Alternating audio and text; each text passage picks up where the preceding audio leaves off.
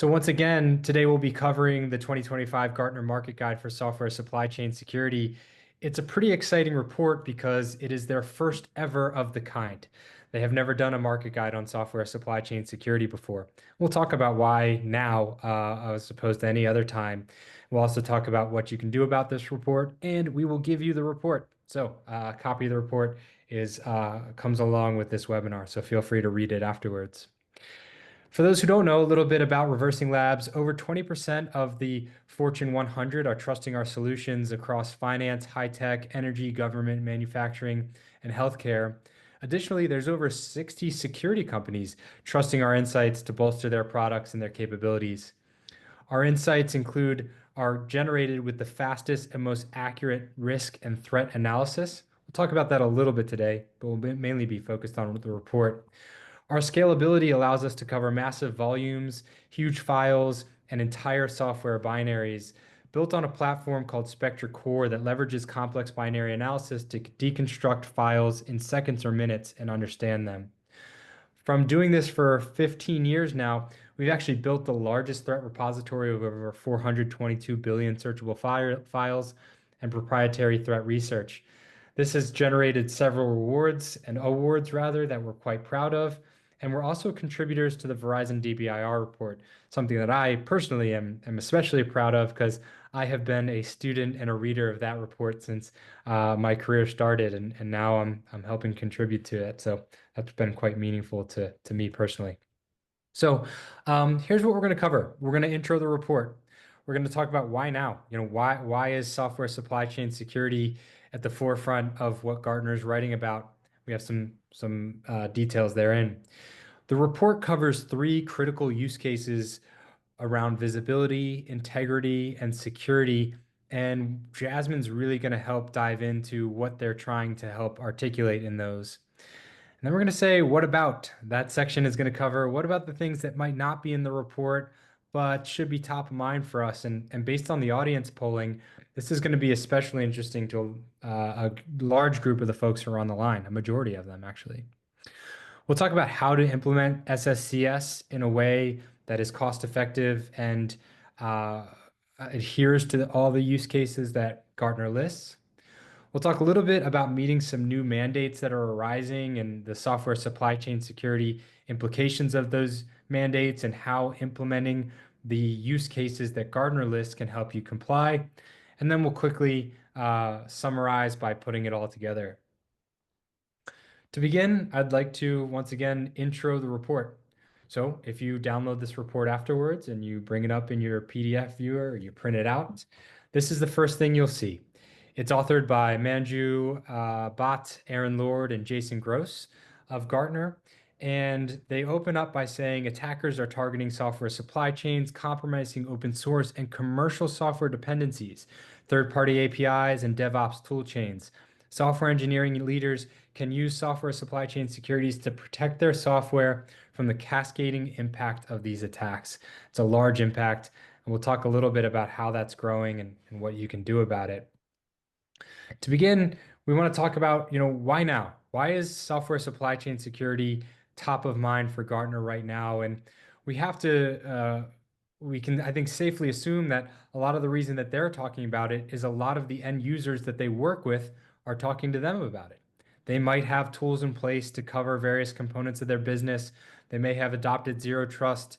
They may have, brought in their XDR capabilities. They've got their SOAR stood up, but they still have a weakness around software supply chain security. One of the reasons is their development pipelines are under attack. We're seeing weaponized software destroying enterprise value. It's one of the most crippling types of attacks that can happen to a business. New laws and regulations are impacting the way that we approach this challenge. Regulators are making rules that are actually influencing the way that you have to go about standing up your SSCS capabilities. Criminal charges for individuals, CISOs, are now held personally responsible for the way that they are implementing their strategies. And last but not least, AI threats are on the rise, and AI is making a drastic impact on the supply chain. It's writing code, it's going into our tools, and it is attacking the code that we have. I see someone has raised their hands for a question. We'd love to hear it. So please go ahead and type that into the Q&A. There's no way for me to bring your voice online, unfortunately, but I'll read it as best I'll read it to the audience and we will answer it as best I can, either live or when it comes in at the end. So for the individual who raised your hand, please do feel free to use that capability. I'd also like to talk about, just for a second, the focus today is the Gartner report, but another report came out, the 2025 Data Breach Investigations Report by Verizon. And the first sentence of that report is about third-party breaches. In fact, they noted that they're up 100%. They've stated that the breaches where a third party was involved doubled, going from 15% to 30%. So we can see this kind of center of mass of attention of the threat actors and in turn the defenders focusing on the supply chain. We think that it's a critical weakness. We think that the tooling that we've put in, while it was well suited for the attacks of 5, 10 years ago, is falling short when it comes to modern software supply chain attacks. And this guide by Gartner offers great practical steps that you can take to get ahead of that threat. We hope that the insights that we are able to impart on you today will help you address those and modernize your approach when it comes to software supply chain security.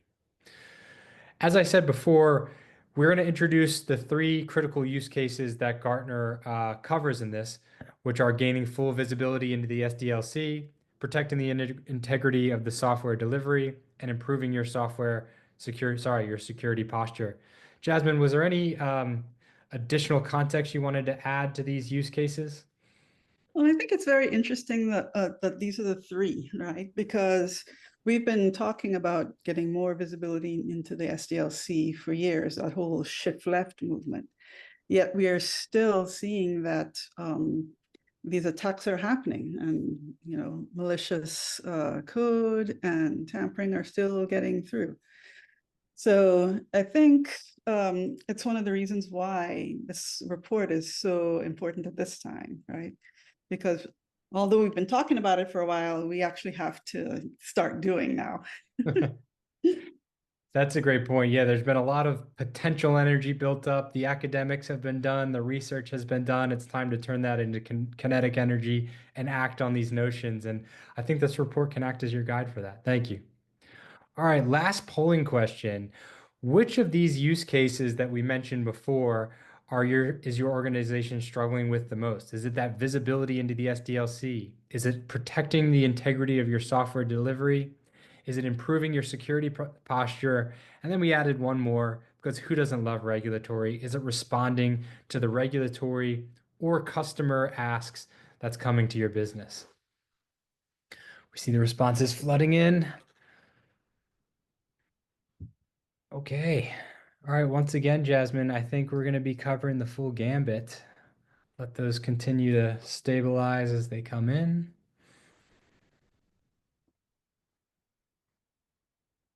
Cool. All right, so let's bring the results up for the audience. It looks like most of us are struggling with visibility into the SDLC. I do not blame you. It is often a black box within black boxes, you could say. And there's a lot going on there, a lot of individuals involved, a lot of handoffs involved, and that visibility that spans the entire SDLC is tough. Tools that are supposed to give us visibility, like SBOMs, are not quite hitting the mark in a lot of cases. So I hear you there, but it looks like we've got some interest in all of them. So in that spirit, let's cover all of them. The first one that we're going to cover, fortunately, I didn't adjust based on the feedback, is gaining visibility into the SDLC. We want to talk about generating comprehensive SBOMs. SBOMs are often that visibility mechanism, right? What are the components that are being used across the SDLC? What's being pulled in the final build? What is actually shipping? We need that visibility for the producer to know what they're giving out and for the consumer to know what they're bringing in. We want to talk a little bit about the dichotomy of SBOMs and risks. No, they are not the same. In fact, the SBOM often does not include the risks, and it's something that has often become the responsibility of the vendors or the buyers to figure out for themselves. And that poses a lot of issues. And then last, we want to talk about extending visibility beyond just the components. The software has implications beyond the bits and bytes of which it's comprised, and we want to talk a little bit about that. So, Jasmine, could you kick this off by talking about SBOM completeness? Yes. So again, one of the recommendation that Gartner says is you reduce visibility gaps in your software supply chain by creating these software bill of materials and having an audit trail of your pipeline activities and interactions with the SDLC. The thing is that most of the folks who are talking about SBOMs out there in the market are really talking about open source only, right? And yes, we all agree open source is a huge component of modern software, but yet it's not the entire scope of your software. They're commercial components. If you're putting together a container, you're going to have all those Docker software in there as well. And then, of course, there's the internally developed components. The other thing that you also have to consider is that it is the full pipeline, right? So an SBOM created with the software manifests, like early in the pipeline, a manifest is really just a list of what should be in the software, right? So the developer says, okay, I need this, this, and this, and this, and they create that manifest. But you also have to look at what comes out at the other end of the pipeline, right? And see what's actually in the software, and that requires some sort of binary analysis. And that's important because there are a lot of artifacts, installers, simple help files, PDFs, graphics that are added either during the build or during packaging or creating that final container. And all of those things can be compromised. So you really do need that complete list to see what type of risk you're going to be shipping out the door, right? And the other very important part of this is this idea of component verification. We're going to cover this a little bit more in the integrity part, but it's this whole idea is this thing really what it says it is, right? Is the binary that says it's, this package component version 5.6, is it really that? Or has someone gone in and changed the metadata to make it look like it's compliant? Right? So those are all these elements of SBOM completeness that you need to consider. Again, when in the process are you creating the SBOM and what you can actually see in each part. Okay. And then, of course, you're adding on the risks on top of that. And risks are more expansive than just code vulnerabilities, right? You need to consider your malware, your tampering, and all these other things as well. Next slide. Great points. Okay, so visibility beyond the SBOM, right? So the whole idea here, and you'll see the standards bodies, they've come out with templates for you to fill out things about services and cryptography and machine learning models and hardware and all these other things, right? So they've put all of these things together and they're calling them, particularly Cyclone DX, is talking about an XBOM, right? So it's not really a new acronym. It's just an extended set of bombs that you can create about software, okay? And we need that more comprehensive view because our software is getting, more connected to different types of services. We have that cryptography, quantum computing threats that are coming down the pike, and AI, ML models are like everywhere. So it's that extra visibility to what is actually in the software package that you get. That's going to be beyond your classic, well, this is a software component, right? So do we really need all these things? If you go to the next slide, you'll see we talk a little bit about, yeah, you really do need more visibility, right? So again, your CBOM, your cryptographic, you need that insight in order to prepare for the threats that are coming. And we've already seen attackers start just collecting all sorts of data, whether it's encrypted or not, with the expectation that they will be, over the next 3 to 5 years, be able to decrypt that information for you. So in order for you to prepare for that, you need to actually see what assets you're using and whether they are resistant against those types of attacks. Another thing is this SaaS bomb, like what things are that software actually connecting to? What external services is it depending on? You know, is it calling out to an online machine learning service? Is it connecting to something else, right? And the same thing with these ML bombs, right? It's not always obvious when those machine learning components are embedded within that software. So that's why you need all this more insight, just simply to prepare for the future that you're living in. Then, of course, there's regulatory compliance issues. And, you know, it's about making sure that we can verify that what we have is what we actually said we're going to deliver, or just verify that the risk posture of this software that I'm going to deploy in my environment is, you know, aligned with with the risk tolerance of my particular organization. And having that SBOM plus the risks gives you the means to actually do that verification. Okay. And of course, then automation, so that you can streamline how you acquire software, how you deliver software, and, you know, make that whole experience a little more seamless. Next. Awesome. So I think that's really great insight into what they mean by visibility. I think SBOMs are going to be your mechanism for both gaining and sharing that, but definitely consider the completeness. Definitely consider going beyond the SBOM to consider the XBOM, and definitely consider that it doesn't include the risks. The next thing that they'll focus on in this report, when you read it, we want you to have some background here, is the notion of protecting software delivery integrity. And some things that we want to double click on is that clean components doesn't guarantee a clean final package.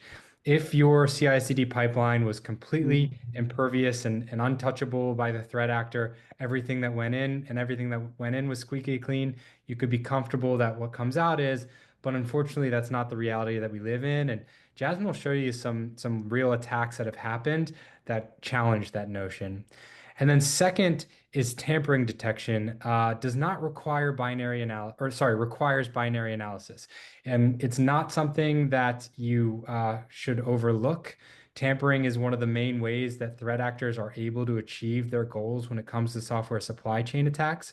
And by analyzing your binaries, you have a really achievable way to see if your packages have been tampered with. So for a double click on this, Jasmine, can you talk a little bit about software integrity for us, please? So again, these bullet points basically come from different points within the report. So I've gathered them all together into this one slide here. So what the report says is, if you're going to validate the integrity, you need to, again, ensure that the component is what it says it is and has no tampering. They specifically call this out in the report, right? And then they also go on to talk about preventing the use of non-compliant components and artifacts. So the only way to do that is to determine what is compliant, what are your policies, right? Define them and make sure that there's a way for you to check not just the software package as a whole, but all those individual components. And you have to think about when you're going to actually acquire these components, right? So if it's an open source component, for instance, a lot of the times developers today are just downloading stuff willy-nilly from the internet, and that's not a healthy way to acquire your components that are safe, right? There needs to be some sort of checking before that comes in. The same thing is true with your third-party components and any artifacts that you're bringing in. Okay. And then they also talk about providing provenance data. So provenance means, hey, you know where this came from. The artifact has been signed by the producer, whether it's an internal producer or an external producer, right? So let me double click on this tampering, because for most people, it's a new concept, right? And what you're actually looking for is unauthorized or surreptitious altering of your software functionality. And that's a different way of attacking than most application security people know about. They know about vulnerabilities, they know about people being able to attack a vulnerability. But what these attacks, what software tampering is actually a malicious actor going in and inserting or changing the functionality of your software in a way that it's going to mask those changes, right? So how do you detect this? Well, you basically need two things. You need to be able to analyze the behavior of your software independently from any of the code that you've actually written, right? And so when I say, what can it do? I don't mean, hey, can it create a spreadsheet? I mean, can it access your the hardware environment that it's running on? Can it change permissions? Can it reach out and talk to servers on the internet? That's the sort of behaviors that are really important from a security perspective. And then determine what's the level of risk of this behavior. So for example, with our threat intelligence, we've seen behaviors that only ever occur in malware. So even if we can't identify, oh, it's this particular malware family, if we see this behavior, we know it's malicious. There's just no doubt because it's the only place we see it. Okay, and then there's a whole class of other behaviors that are, more risky. And what you have to do there is like, well, is this behavior really, needed for the software that the function of the software that we're looking at, right? Does it really need to go in and change all these behaviors and add the ability to turn on the camera if what it is a PDF reader, right? So it's that kind of risk analysis that you kind of have to embed in there. Another thing with behaviors is, and our research team does this all the time, we go in and we analyze, past attacks like SolarWinds, 3CX, so on. And we try to identify, well, what behaviors can we consistently identify that gives us an indication that that type of attack is being done on your software, right? So that's all part and part of behavioral analysis. And then the differential analysis, well, what's changed? Either since the last build, since the last version, you can be looking at individual components, you could be looking at the whole build, like what has changed and does that change actually represent a new level of threat, right? So that's the sort of thing that you're looking at. And it's really important to do that at the binary, that is particularly at the end, just before you're shipping. Because if something has gotten inserted anywhere along the build or packaging process, it's going to show up in the final thing that you ship. So that's the type of thing that you must be looking for late stage, right? It's not so much what vulnerability you're going to have. It's has somebody inserted something or changed my software without me knowing it. That's the sort of stuff that you're going to be looking for, particularly at the end. Yeah. Okay. Next slide. So I say behavior analysis, and literally everybody I talk to thinks, oh, so I have to run the software in order to understand how it's behaving? And the answer is no, you don't. There are static analysis techniques that can extract behaviors. What we're basically looking for is, these binary patterns that say, okay, I can see what you're doing. You're trying to access the permissions files, or you're trying to run or spin up a new process there, right? So it's those sorts of behaviors you can detect with static analysis. It doesn't require you to actually run the software. And I can do a whole presentation just on this topic alone, but we don't have time for that. Maybe we will. Maybe we will. Awesome. Thank you, Jasmine. I really appreciate that this Gartner report covers that, and kind of, I think progresses us from a world in which we were focused on vulnerabilities and focused on open source and consider other types of risks and other types of components. And speaking of, this takes us to our third SSCS use case as defined by Gartner, which is to improve security posture. We're going to cover what it means to trust but verify components from across the dev pipeline to ensure a clean repository for your CI/CD builds, and to tailor blocking policies for different pipeline stages. I think I misspoke before saying Jasmine would cover the attacks in the previous section. It's this section. So let's get into it, Jasmine.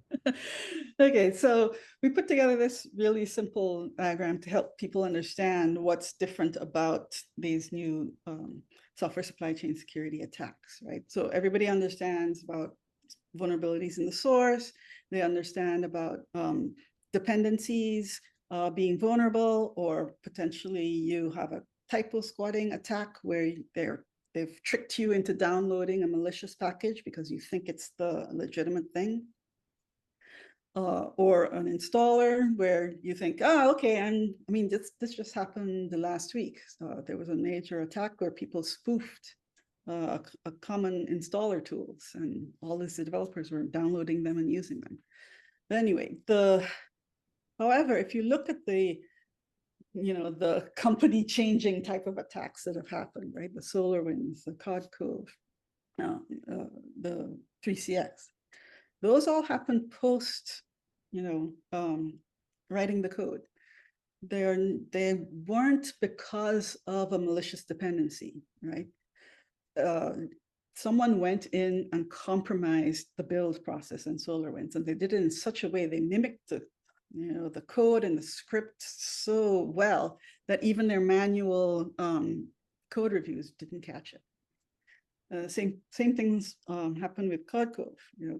Their delivery pipeline was attacked, and the package itself was modified. And the same thing with 3CX. Their repository was compromised. So these are things that traditional vulnerability analysis just won't catch. Right. Next slide. So how do you enhance the security posture? Well, you take each one of these sections and you start figuring out how you can trust the thing that is being produced by that.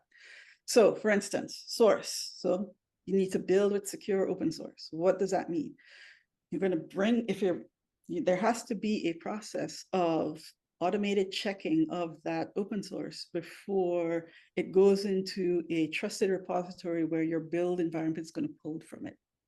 Okay. Also, you have to think about, well, let's think about that repository that we have said is trusted. Is there a way for the attackers to actually compromise that repository? It's happened before, it's going to happen again. Okay. Same thing is true with these dependencies that are coming from your third parties, the stuff that you buy, your Microsoft world, your Docker, all these other libraries that you might be getting from a vendor rather than from open source. Same deal. You have to think about how are we going to test those, and how are we going to make sure that our software vendors are aware of any risks that we've found that are outside of the risk profile that we have. Okay. Then there's actually the build environment itself, right? So there are two parts of this. There's actually making sure that the software you're using to build is secure, and the thing that you have to think about there is that developers add all sorts of extensions to their build environments all the time. So how are you going to make sure that these third-party pieces of software that you're using to build your software are actually secure? Okay, and then actually when you've built it, what does that binary coming out at the other end look like? Is it secure? Has it been tampered with? Are there other risks that we can catch early enough so that our developers can remediate while they're building? Okay. And then finally, there's packaging. You have to be sure that what you're releasing out into the wild to your customers is actually secure. Because again, we saw in that earlier slide that this stage can also be attacked. So just before you release, you're looking for that malware. You're looking for those tampering indicators to make sure that your customers are protected from those type of attacks. Okay. So you look at that and you think, well, okay, that means a lot of integration, and I have like 50 teams and we use all sorts of different things. Well, one of the ways that you can think about simplifying that integration effort is actually look at the repositories where everything is being collected, right?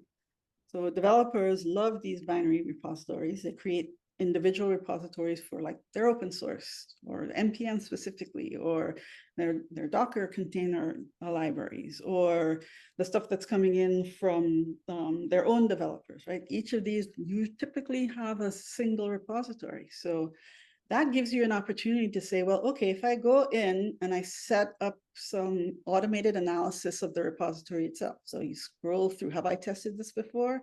Yes, no. Yes, I've tested it and it's green and it's great. So we flag it as being safe for developers to use, the CDI, the pipelines to use, and so on. But if we find a serious problem, something that's non-compliant, you can flag that component in the repository as non-compliant and block the access to that. Right? So that's one of the things that you should be thinking about. How can you make sure that your repository, the thing that you're trusting the rest of your build process with, is meeting your internal risk tolerance? And it can be by repository, it can be by project, it can be those are the sorts of things that you need to think about. Okay. Awesome. Thank you. This diagram really helps put it together. I appreciate that. Okay, so I've kind of alluded to the fact that you need to tailor the blocking policies depending on where you are in the life cycle. So I'm trying to give you some specific examples here. Right. So again, this whole idea of building with compliant components, you want to be checking for the most types of risk at that point, because it's very early on. You want to make sure that it's as clean and compliant as possible. So you want to be checking for a lot of things. Also, but you want to be checking for the things that matter to you, not just kind of any random vulnerability that shows up. Okay. Again, so later in the life cycle, you want to be able to see and stop those build and packaging type of attacks. So again, you're not checking for everything in the universe at this point. You want to check for the malware and the tampering, the things that are really going to put your customers in danger. Right? That's the policies that should be active at that point. Another thing that we've seen our customers do a lot as well with their policies is that over time they upgrade the policies, so that and they have this concept of, well, we're at this level of security right now and this level of risk tolerance. We want to make that more, more secure over time. So maybe like in a few months, once they've reached there and they're consistently at this level and they're passing the policies consistently, maybe it's time to look at them and say, well, okay, how can we upgrade the policy to encourage remediation of more and more types of risk, and raise that security posture over time. Next. Awesome. Thank you. So we covered a lot. The report covers a lot, but there's a few things that we feel we owe to you, the audience, based on your background to cover that kind of fall outside of the realm of the report. And again, while the report does such a good job, and those 3 use cases are absolutely critical use cases, it doesn't cover so much procurement asks. It doesn't cover customer risk assessments, and it doesn't cover a lot of the regulatory compliance tasks. As an example, when Jasmine was talking about SBOMs and their completeness, none of the compliance mandates mandate that the vendors supply complete SBOMs. They require you to have complete SBOMs. It's almost like we need it to flip and be more like what the FDA is. Imagine if the FDA said, hey, in your home, we're going to come check and see if you know all the ingredients of all your groceries.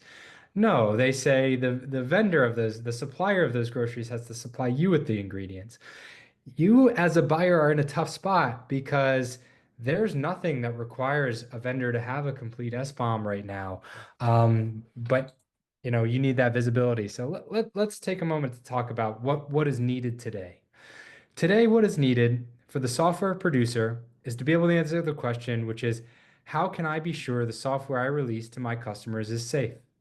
And this report by Gartner does a phenomenal job at covering that and helping that software producer.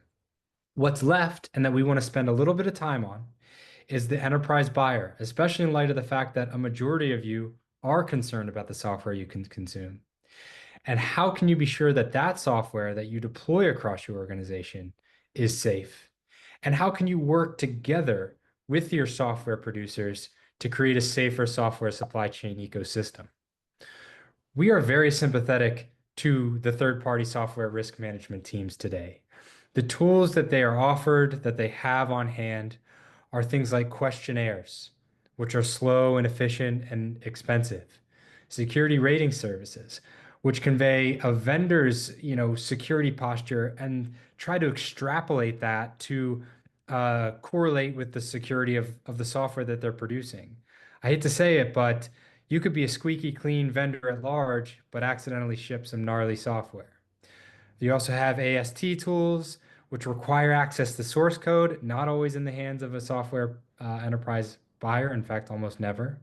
You have sandboxing, which requires detonation. It's resource intensive and costly. Pen testing, same thing, resource intensive and costly. It usually only can be leveraged on a small subset of your vendors and tools. And then you may get an SBOM. I hope you do. I hope you get a complete one, but oftentimes they're not. Recent research that we did showed that most SBOMs are actually generated based on manifests alone, and those SBOMs are going to only show half of the components that are in a software binary. Anecdotally, we talked to a lot of customers and about the SBOMs that they get, and we've seen some pretty laughable SBOMs.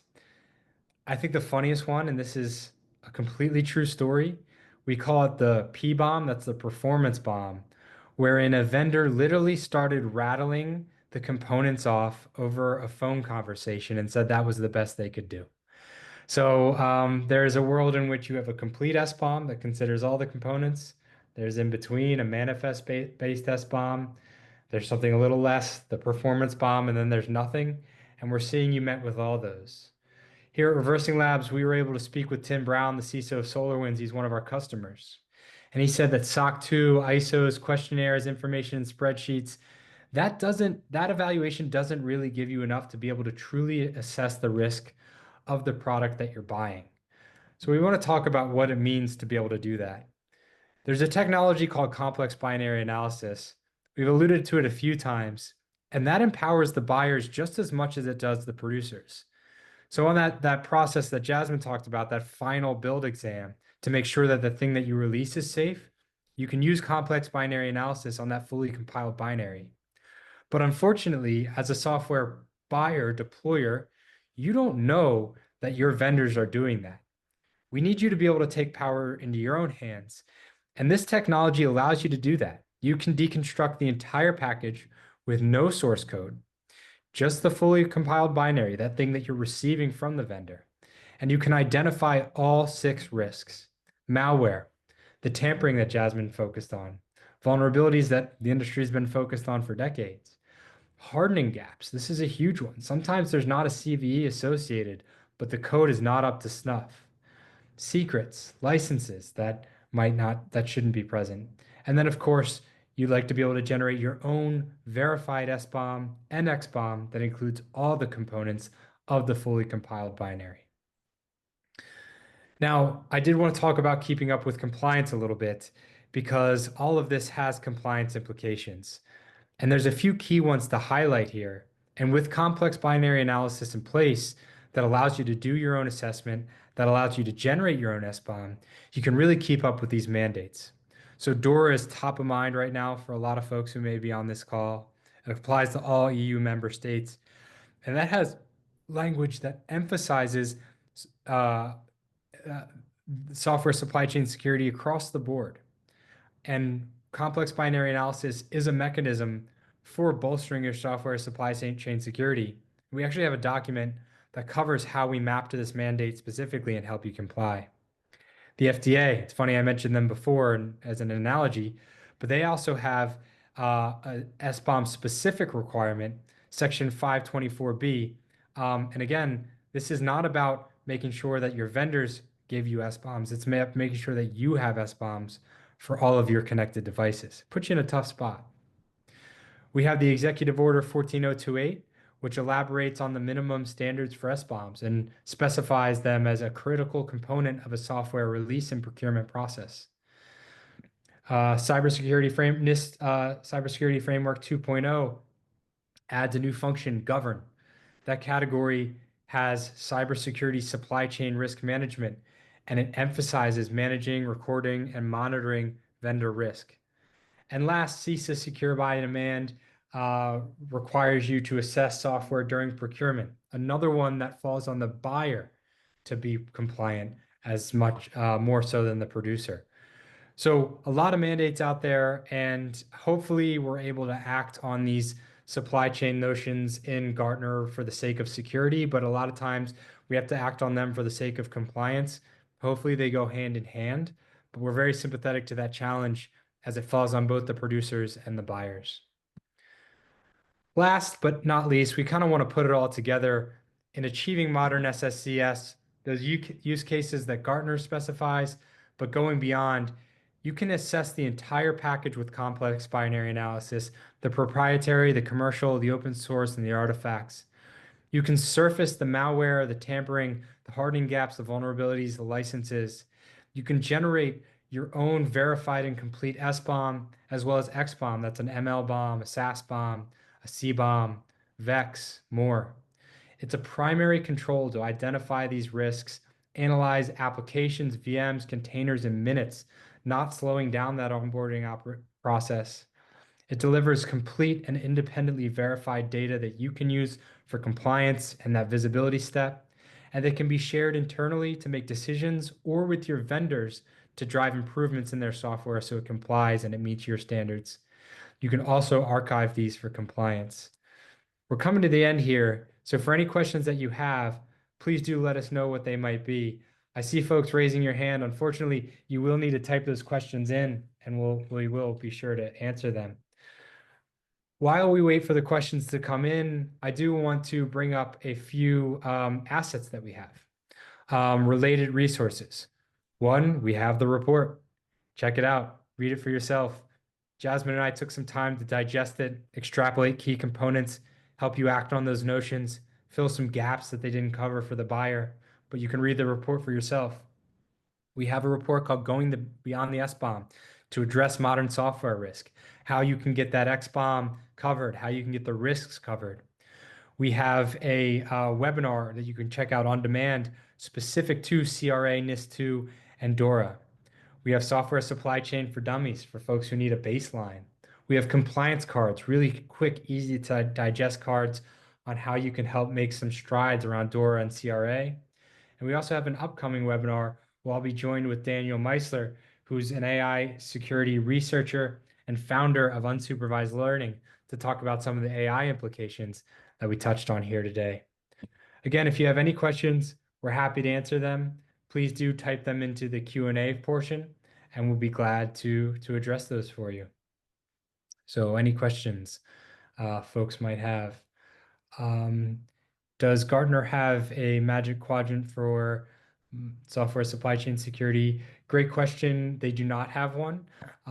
We hope they will.